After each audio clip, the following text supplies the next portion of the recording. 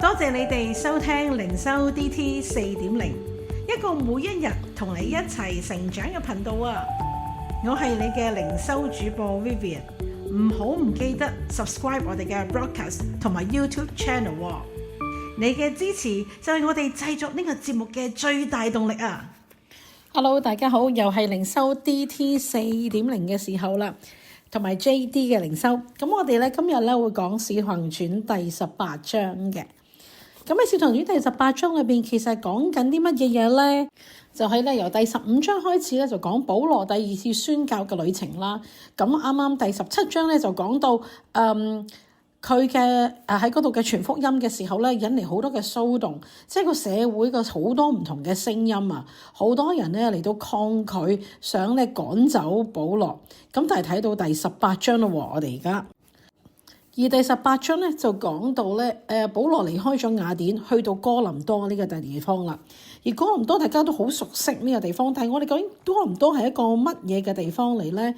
哥林多係一個咧商業嘅中心嚟嘅，但係嗰度咧更加係非常之道德敗壞啦，好邪惡嘅地方。而嗰度嘅人心我哋睇到喺呢一章咧，都係非常之剛硬嘅。但係喺度咧，保羅好奇妙，佢遇見兩個嘅同工，就係亞居拉同埋百基拉啦。咁呢兩夫婦係做啲乜嘢嘅咧？就係嗰度地方咧就係做織帳棚啦，而同保羅咧同工咗1年半嘅時間。咁當保羅咧同佢哋同工咗之後，亦都同佢哋一齊住啦，直至到喺安息日嘅時候咧，保羅就嚟到教訓人，而平日咧就同佢哋同工。咁喺呢一度咧，保羅有講到喎。喺哥林多嘅時候，佢嗰個嘅服侍咧係面對好大嘅困難，係面對好多嘅抗拒啦、毀謗啦，而嗰班人咧係嚟到拒絕佢，唔俾佢喺會堂咧嚟到傳講上帝嘅話語啊。咁而保羅係面對好大嘅困難，但係因為有呢一對嘅夫婦嘅同工，讓佢咧能夠經歷困難裏邊咧得咗好大嘅幫助。我哋點解咁樣講咧？我哋可以揾下咧，就係喺羅馬書第16章第4節啊。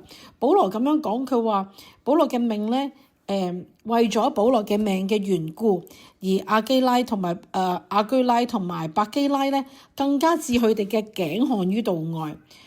弟兄姊妹，即係話佢哋兩夫婦為咗保羅嘅性命嘅緣故，而乜嘢都唔理，連自己嘅性命都置諸於度外。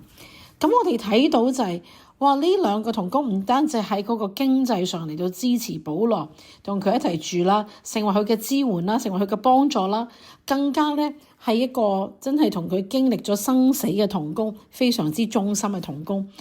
我真係好盼望我哋都能夠成為咁樣嘅同工，我哋都成為更夠啦咁樣俾上帝使用嘅一個人，唔單止係經濟上嘅支持，更加能夠成為傳道嘅傳福音嘅人嘅好幫手啊！弟兄姊妹係咪啊？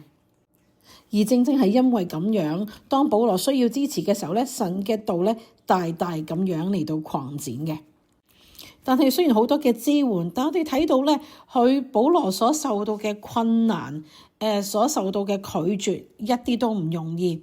都喺嗰度嘅時候，佢唔能夠去會堂嚟到講道，喺第8節。但係管會堂嘅基利同布同埋全家咧，都因為保羅嘅緣故咧嚟到信主。好多嘅哥林多人聽到咧，信咗都受洗喎。但係保羅裏邊仍然心裏邊好大嘅壓力啦，好大嘅擔心。但係神咁樣同佢咁講啊，不要怕，只管講，不要閉口。有我與你同在，必沒有人下手害你，因為在這城裏我有許多嘅百姓。弟兄姊妹，真係成為一個我哋今日嘅好大嘅鼓勵。唔知當你傳福音嘅時候，或者做上帝嘅工作嘅時候，都會有擔憂嘅時候咧，都會唔會有一啲覺得乏力嘅時候？但係上帝今日都讓佢嘅話語成為我哋嘅鼓勵，叫我哋不要怕，只管講，不要閉口。有我與你同在，必沒有人下手害你，因為喺呢個城裏我有許多嘅百姓。係啊，讓我哋唔單止係被主嘅話嚟到鼓勵，都讓我哋成為嗰個能夠一同係做神嘅工作，建立神國度嘅每一個嘅百姓。因為有你，因為有我，所以神嘅國度咧能夠擴展，讓我哋成為嗰個嘅支援。真係嘅，喺下個星期咧，我哋就會去到洛杉磯一齊嚟到有一個嘅第一個嘅 conference 啦。我哋嘅 youth conference， 我哋都期望上帝能夠使用我哋，讓我哋咧都成為其中一個主使用佢